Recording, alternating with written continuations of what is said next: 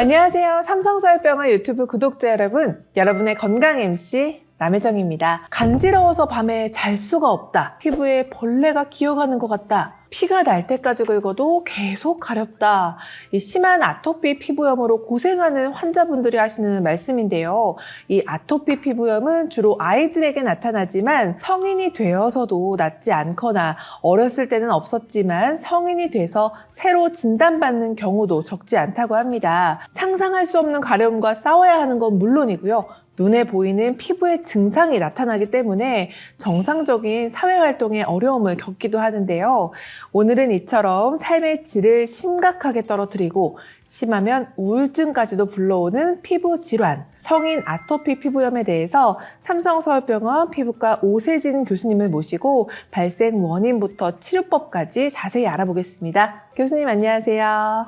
네, 안녕하세요. 삼성서울병원 피부과 오세진입니다. 네, 교수님 반갑습니다. 우리가 아토피라고 하면 보통 가려운 피부병 이렇게 생각하는 분들이 많은데요. 정확히 어떤 질환인지 그 정의부터 좀 설명을 부탁드릴게요. 아토피 피부염이란 심한 가려움증을 동반하는 만성적인 알레르기 염증성 피부 질환입니다. 아토피라는 말은 그리스어에서 기원한 것인데 이상한 아니면 부적절한이라는 뜻을 담고 있습니다. 일상적인 자극이나 알레르기 물질에 노출되고 난 후에 굉장히 심한 염증 반응을 동반하는 질환이라고 보시면 될 것 같습니다. 다른 사람들은 반응을 보이지 않는 자극에도 심한 반응을 보이는 질환, 좀 이렇게 볼 수 있을 것 같은데요. 대체 왜 그런 걸까요? 현재까지 이 아토피 피부염에 대해서 연구된 바로는 유전적인 요인, 그리고 면역학적인 이상, 그리고 피부 장벽의 이상, 그리고 환경적인 영향이 원인이 될 수 있다고 알려져 있습니다. 그렇군요. 각각의 요인에 대해서도 조금 더 좀 자세히 알고 싶어요. 먼저 유전적인 요인에 대해서 말씀을 드리면 부모님이 아토피 피부염이 있다고 해서 자녀가 다 아토피 피부염일 것이다 라는 말은 아니고요. 부모에게 아토피 피부염이나 알레르기 질환이 있을 경우에 자녀에게도 이러한 아토피 피부염이나 알레르기 질환이 발생할 가능성이 높다는 뜻입니다. 특히 부모 중에 한 명이 이러한 아토피 피부염이나 알레르기 질환이 있으면 자녀에게 이러한 질환이 발생할 가능성은 50%, 그리고 부모 모두 가지고 있다면 75% 정도로 발생할 수 있습니다. 확률이 좀 높은 것 같아서 이런 알레르기 질환을 가진 부모님들은 좀 걱정이 많으실 것 같아요. 다음으로 피부 장벽 이상을 좀 알아보고 싶은데 피부 관리에 관심 많으신 분들은 피부 장벽이라는 단어 좀 많이 들어보셨을 것 같아요. 그런데 이곳에 문제가 생겨도 아토피가 생길 수 있나요? 네, 피부는 우리 몸의 가장 바깥에 있죠. 그래서 이 우리 몸을 외부로부터 보호해주는 벽과 같은 역할을 하고 있기 때문에 우리가 이거를 피부 장벽이라고 부르게 됩니다. 그런데 이것이 손상되거나 깨지게 되면 알레르기를 유발할 수 있는 물질, 즉 항원들이 들어오기 쉬워지게 되고 여기에 대한 반응으로 면역세포들이 모여들어서 염증을 유발하게 됩니다. 그렇군요. 이 아토피 피부염에 있는 환자분들은 피부 장벽이 깨져서 상대적으로 염증이 유발되기 쉬운 환경이 된다. 좀 이런 말씀이신 것 같아요. 그럼 마지막으로 환경적인 요인 어떤 게 있을까요? 최근에는 이 미세먼지도 영향을 줄 수 있다고 밝혀지고 있고요. 대기오염이나 이 침구나 카페트의 진먼지 진드기, 그리고 개나 고양이와 같은 애완동물의 털, 그리고 꽃가루, 곰팡이와 같은 알레르기 물질에 노출이 되면 악화될 수 있습니다. 그럼 교수님, 그런 환경적인 요인으로 아토피가 발생하거나 악화될 수 있다면 먹는 음식은 어떤가요? 아토피를 악화하는 음식이 좀 따로 있을까요? 환자분들 중에 돼지고기, 설탕, 밀가루 이런 것들을 제한해야 하나요? 하고 여쭤보시는 분들이 많은데요. 만약에 해당되는 식품에 알레르기가 있다면 조금 철저하게 피해 주시는 것이 좋겠습니다. 하지만 그런 것이 아니라면 특별히 먹지 말아야 할 이유는 없습니다. 그렇군요. 알레르기 반응을 보이는 음식이 있다면 피해야 되지만 그 외에는 특별히 가려야 될 음식은 없다. 이런 말씀이실까요? 네, 환자분의 이 증상을 토대로 알레르기 검사를 했을 때 식품 알레르기로 진단을 받은 음식이 있다면 제한을 하되 그렇지 않은 경우에는 드셔도 됩니다. 특히 우리 몸의 필수적인 영양소라면 더욱더 드셔야 하고요. 혹시 아토피에 나쁜 음식이면 어쩌지 싶어서 좀 피하던 음식이 있으셨다면 지금 교수님 말씀이 도움이 되셨기를 좀 바랍니다. 교수님, 이런 아토피 피부염은 보통 어렸을 때 많이 생기잖아요. 소아 아토피와 성인 아토피 좀 어떤 차이가 있을까요?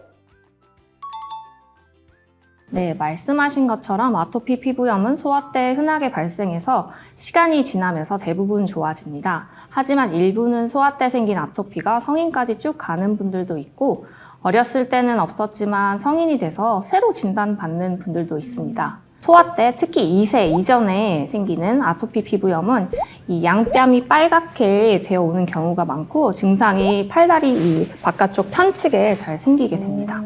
그럼 2세 이후부터는 좀 어떤 반응일까요? 2세 이후부터는 증상이 팔다리가 이런 접히는 부위에 특징적으로 잘 생기게 되고, 성인이 돼서는 이 팔다리 접힌 부위뿐만 아니라 얼굴이나 목 그리고 손에 많이 나타납니다. 이런 내원한 환자분들을 주로 보시면 많이 긁어서 굉장히 두꺼워진 형태의 병변으로 오시게 되는데, 이걸 태선화되었다라고도 표현합니다. 아, 그렇군요. 환자분들이 가려움에 대해 말씀하실 때마다 고문이나 다름이 없다, 좀 나아졌다 싶으면 어느 순간 다시 심해져서 너무 힘들다 이렇게 말씀하시곤 하잖아요. 긁으면 더 심해지는 걸 알면서도 긁을 수밖에 없는 이 악순환을 좀 끊을 수는 없는 건지, 좀 완치는 안 되는 건지 궁금하거든요. 이 아토피 피부염이라는 게 앞서 말씀드린 것처럼 아주 만성적인 염증성 질환입니다. 특히 성인 아토피 피부염의 경우에는 소아 때부터 시작해서 성인이 되어서도 증상이 계속 나타나기 때문에 좋아지는 것 같다가도 다시 심해지는 경우가 계속 반복이 되면서 환자분들이 많이 지치기도 하시고 때로는 포기하시기도 하십니다. 아, 좋아졌다가 나빠졌다가 이게 계속 반복이 되면 정말 너무 지치고 힘들 것 같은데요. 증상이 나빠지는 이유에는 좀 뭐가 있을까요? 네, 증상이 나빠지는 이유에는 다양한 면역 반응에 의해서 약화될 수 있는데요. 음식이나 진드기 등 나에게 특이적인 알레르기 노출이 되었을 때, 아니면 스트레스를 받거나 또한 땀을 많이 흘리거나 아니면 자외선 노출이 과했거나 할 경우에 나빠질 수 있습니다. 또 앞서 설명드렸던 이 미세먼지가 심한 날이거나 아니면 날씨가 급격하게 변하는 환경적인 요인에 의해서도 나빠질 수 있습니다. 아, 나빠지기 전에 환자분들이 좀 미리 해볼 수 있는 예방책은 따로 없을까요? 예방하기가 쉽지는 않은데 악화될 기미가 보이면 미리 보습을 좀 철저하게 해주시고 연고를 잘 바르고 가려움증을 개선시킬 수 있는 약을 잘 먹는 것이 중요하겠습니다. 지금 약 이야기를 해주셨으니까 이쯤에서 아토피 피부염의 치료에 대해서 설명을 좀 부탁드리고 싶은데 보통 이걸 어떻게 치료하나요? 보통은 아토피 피부염을 치료할 때는 주로 바르는 연고로 치료를 합니다. 바르는 연고에는 크게 두 가지가 있는데 스테로이드 연고 그리고 국소 면역 조절제 연고가 있습니다. 이 스테로이드 성분에 거부감을 갖는 환자분들도 계시는데 부위나 증상에 따라 알맞은 세기에 이 스테로이드 연고를 바르는 것이 중요하기 때문에 전문의에게 처방을 받아서 증상이 심할 때는 염증을 줄이는 것이 꼭 필요하겠습니다. 국소 스테로이드 연고가 증상이 심할 때 잠깐 쓰는 연고라면은 국소 면역 조절제 연고는 조금 더 긴 기간 바르면서 치료하는 연고겠네요. 네, 맞습니다. 이 국소 면역 조절제 연고, 이름이 좀 어렵지만 이것은 스테로이드 연고는 아니지만 염증을 조절하는 효과가 있고 좀 더 장기간 사용이 가능하기 때문에 이 증상이 좋아지고 난 다음에도 재발이 잦은 부위에 유지요법으로 일주일에 한 두세 번 정도 도포하는 식으로 사용해 볼 수 있겠습니다. 그런데 환자분들 중에는 바르는 약으로도 치료가 안 되는 분들도 계실 것 같아요. 그런 분들은 좀 어떻게 할 수 있나요? 그때는 먹는 약을 좀 써볼 수 있습니다. 아토피 피부염은 만성적으로 재발하는 질환이기 때문에 먹는 스테로이드를 쓸 경우에는 굉장히 빨리 좋아지는 장점이 있지만 끊을 경우에는 다시 심해질 수 있고 이 장기간 복용하기가 힘듭니다. 그래서 피부과에서는 스테로이드 대신에 사이클로스포린이나 메토트렉세이트 같은 면역 억제제를 주로 사용하게 됩니다. 두 약제 또한 이 아토피 피부염의 치료 효과가 좋아서 많이 쓰이고 있습니다.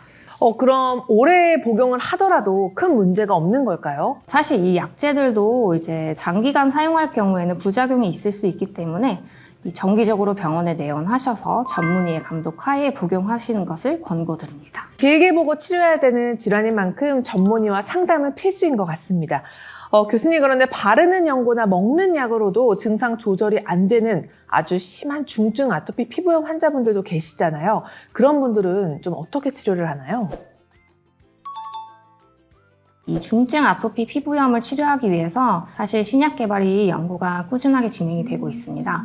몇 년 사이에 신약들이 많이 출시가 되었는데 특히 생물학적 제제라고 해서 아토피 피부염을 일으키는 면역 반응의 특정 단계를 막아서 치료 효과가 뛰어나고 부작용이 덜한 치료제가 요즘에는 많이 사용이 되고 있습니다. 지금 말씀 주신 생물학적 제제 치료는 뉴스에서도 좀 접한 적이 있는 것 같은데요. 잘 맞는 분들께는 큰 도움이 된다고 하는데 맞나요? 네, 맞습니다. 뉴스나 이제 다른 여러 미디어에서 이 신약에 대해서 다뤘을 만큼 주목을 많이 받았습니다.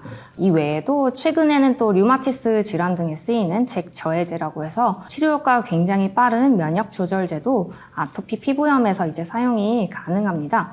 이 덕분에 이 중증 아토피 피부염 환자들에게 치료 옵션이 굉장히 다양해지고 있습니다. 하지만 모든 환자분들이 이런 신약의 혜택을 다 누릴 수 있는 거는 아니라고 들었거든요. 네, 맞습니다. 굉장히 심한 중증 아토피 피부염 환자들 중에서 이 기존의 치료를 해도 좋아지지 않는 경우에 보험이 적용이 되기 때문에 아직은 그런 조건에 해당이 되시지 않는 분들은 비용이 비싸고 부담이 될 수 있는 단점이 있습니다. 누군가는 아토피 피부염 치료를 전쟁이라고 부릅니다. 그 정도로 길고 힘든 과정이기 때문이겠죠. 그런데 이런 아토피 피부염은 아무리 증상이 심해도 현행 질병분류상 경증 질환으로 분류가 되고 신약의 보험 적용도 어려워서 환자분들의 부담도 크다고 합니다.